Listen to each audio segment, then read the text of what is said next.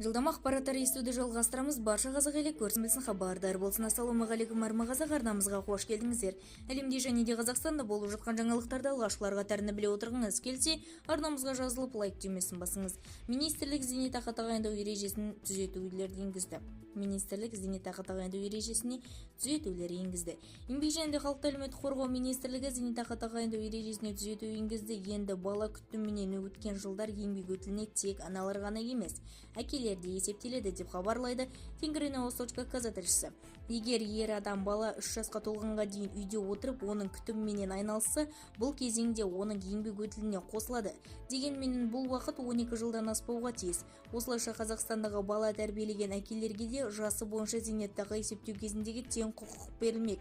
Түзету енгізілген құжат жобасы ашықтығы порталында жарияланды. Құжат 24 қыркүйекке дейін қоғамдық талқылауда болады.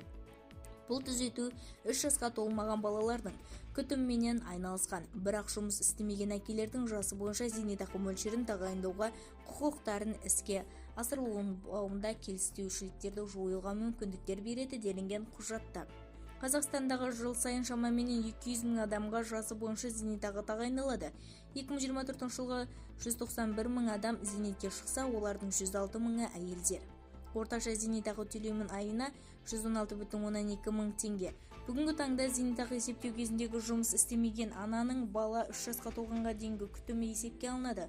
Бұл кезең декреттік демалыста болған жаңа зейнеткерлердің шамамен 30%-на есептелген. Мысалы, 2024 жылы бала күтімінен өткен уақыт 52 мың әйелдің еңбек өтіліне қосылды. Ал әзірге бұл норма тек аналарға қолданылады. Ал бала күтімімен айналысқан әкелерге есептелмейді. Қазақстандағы әкелердің декреттік демалысы Қазақстанда бала күтімі бойынша демалысты 3 жасқа дейін ғана емес, әке де ала алады. Бұл демалыс жалақы сақталмай беріледі, бірақ жұмыс орны сақталады. Бұл кезеңде жұмыс беруші қызметкердің жұмыстан босатуға құқылы емес.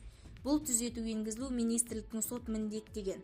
Ақпанда бір қазақстандық конституциялық сотқа жүгінді, себебі кодексте бала күтімінен өткен уақыты еңбек өтіліне тек ана үшін есептелетіндігі жазылған болатын. Ер адам 2 айлық ұлын күту үшін жұмыстан шыққан. Өйткені жұбайы сырқат болып, оған қарауға мүмкіндігі болмағандығын айтты. Бірақ кейін бұл кезең оған еңбек өтіліне есептелмегендігін білген. Сот заңға сүйеніп, оның талабын қанағаттандырудан бас тартты. Содан кейін ер адам Конституциялық сотқа жүгінді. Конституциялық сот оның талабын орындады деп танып, бала күтімімен өткен уақыттың еңбек өтіліне ата-ананың қайсысына да есептелуге тиіс екендігін нақтылауды міндеттеді. Бізді тамашалауды жалғастырыңыздар және де бір ғана лайк түймесін басып сау саламатты болыңыздар.